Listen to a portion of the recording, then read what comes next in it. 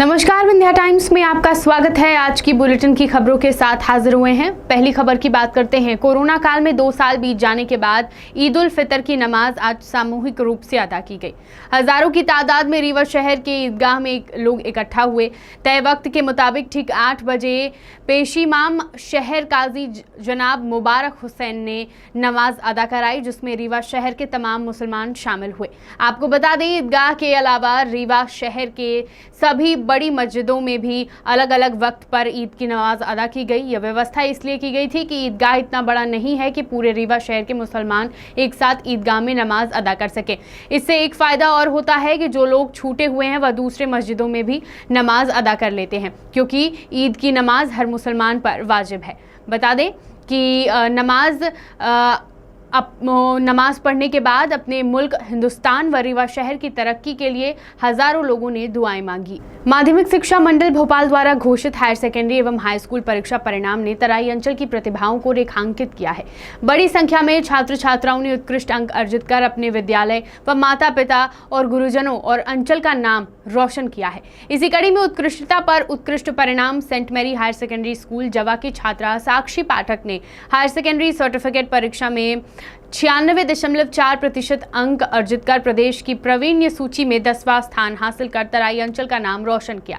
Saint Mary school जवा में उत्कृष्ट परीक्षा परिणाम लाने वाले छात्र छात्राओं एवं उनके अभिभावकों को सम्मानित करने के लिए स्कूल के सभागार में सम्मान समारोह का आयोजन किया गया। मां सरस्वती की पूजा अर्चना के बाद सम्मान समारोह की शुरुआत हुई, जिसमें हायर सेकेंडरी एवं हाई स्कूल की परीक्षा में 85 और इससे अधिक प्रतिशत अंकों से उत्तीर्ण छात्र छात्राओं का सम्मान किया गया।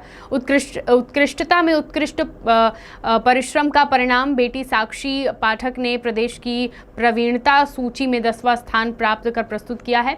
साक्षी ने saint Mary higher secondary school 12 कॉलोनिया कला गांव जवा ब्लॉक और रीवा जिले का नाम प्रदेश पटल पर रोशन किया है। संस्था संचालक बेबी अगस्टिन पुल्लन ने दूरभाष पर समारोह को संबोधित करते हुए सभी सफल विद्यार्थियों को शुभकामनाएं दी और उनके उज्जवल भविष्य की कामना की। साथ ही प्राचार्य एवं शिक्षक परिवार को 100% परिणाम के लिए बधाई दी। अगली खबर की बात करते हैं। SCCL के अधिकारियों के प्रताड़ना से तंग आकर एक आदिवासी ग्रामीण ने आत्मदाह की चेतावनी देते हुए जिला प्रशासन से मदद की गुहार लगाई है।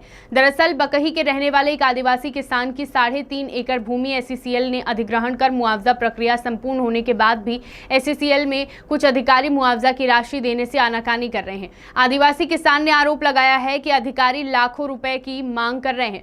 पीड़ित ने बताया कि 3.5 एकड़ खेतीहर भूमि SCCL द्वारा वर्ष 2018 में अधिग्रहण कर मुआवजा और नौकरी देने की प्रक्रिया कर दी गई थी। 4 साल बीत जाने के बाद भी आज तक आदिवासी किसान को न तो नौकरी मिली और न ही मुआवजा, जिसके लिए कई बार अधिकारियों के कार्यालय के चक्कर लगाकर किसान की चप्पलें तक घिस गई।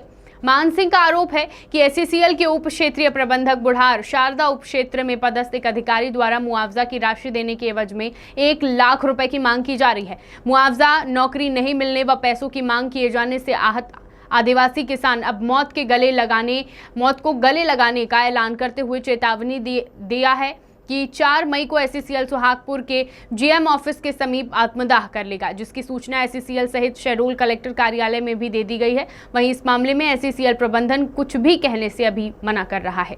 उमरिया जिले के ग्राम पंचायत धमनी से एक मामला सामने आया है, जहां तत्कालीन सरपंच ने अपने रसूख का उपयोग कर पटवारी के सहयोग से अपनी चाची को मृत बता 40 एकड़ की जमीन अपने नामांतरण करवा ली। मामले का खुलासा तब हुआ जब सुखोबाई के मृत पति के द्वारा बेची गई जमीन पर आरोपी अपना कब्जा जताने लगा। मामला 2012-13 का है, जब तत्कालीन सरपंच कुंवर सिंह ने सुखोबाई को मृत बताकर तत्कालीन पटवारी से साठगांठ कर अपने नाम 40 एकड़ की जमीन कर ली थी।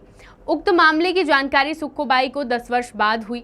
पता चला कि कागजों में उसकी मौत 10 साल पहले ही हो चुकी है। राजस्व न्यायालय में लड़ाई लड़ने के बाद न्यायालय ने तो पट्टा वृद्धा के नाम बना दिया है, पर आज भी आरोपी पूरी जमीन को अपने कब्जे में किए हुए है। उक्त मामले में आरोपी तत्कालीन सरपंच कुंवर सिंह पटवारी सहित एक अन्य आरोपी पर 420 सहित अन्य धाराओं के तहत अपराध पंजीबद्ध कर लिया गया है। उमरिया से संदीप तिवारी की रिपोर्ट। धमनी ग्राम की एक बुजुर्ग महिला पीड़िता सुक्कोबाई ने ये रिपोर्ट किया है कि उसके जीवित रहते हुए उसे मृत बताकर और उसके कुछ परिवार के लोग, जिसमें भूतपूर्व सरपंच भी शामिल हैं, उनके द्वारा पटवारी तत्कालीन से गलत रिपोर्ट बनाकर और दोनों के साठ-गांठ कर उसका जो ज़मीन था उसको अपने नाम पे फौती नामांतरण करा लिया गया।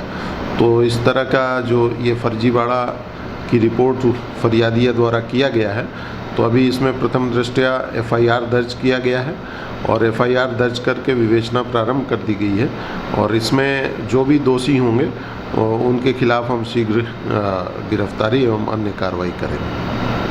बुलेटिन की आखिरी खबर की बात करते हैं। उमरिया जिले में आज मुस्लिम समाज ने ईद का त्यौहार मनाया। इस मौके पर ईदगाह पर सुबह नमाज अदा की गई, जिसमें बड़ी संख्या में समाज के लोगों ने नमाज अदा करने के बाद एक दूसरे से गले मिलकर ईद की मुबारकबाद दी। लोगों ने नमाज के बाद ईदगाह में और बाहर एक दूसरे से गले मिलकर बधाई दी। कोरोना के कारण बीते 2 वर्षों से लगे प्रतिबंध हटने के बाद इस बार की ईद खास तरीके से मनाई गई। बिना किसी पाबंदी के इस ईद पर लोग एक दूसरे के घर जाकर बधाई दे रहे हैं।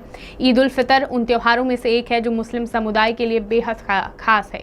1 महीने तक रोज़ा रखने के बाद ईद पर समाज जन एक दूसरे के घर जाकर मुबारकबाद देते हैं। ईद के त्यौहार के लिए जिला प्रशासन ने संवेदनशील इलाकों के लिए सुरक्षा व्यवस्था चाक चौबंद की। जवानों को शहर के अलग अलग क्षेत्रों में तैनात किया। उमरिया से संदीप तिवारी की रिपोर्ट। विंध्य की तमाम खबरें लेकर कल फिर हाजिर होंगे। बने रहिए विंध्या टाइम्स के साथ। बहुत बहुत धन्यवाद।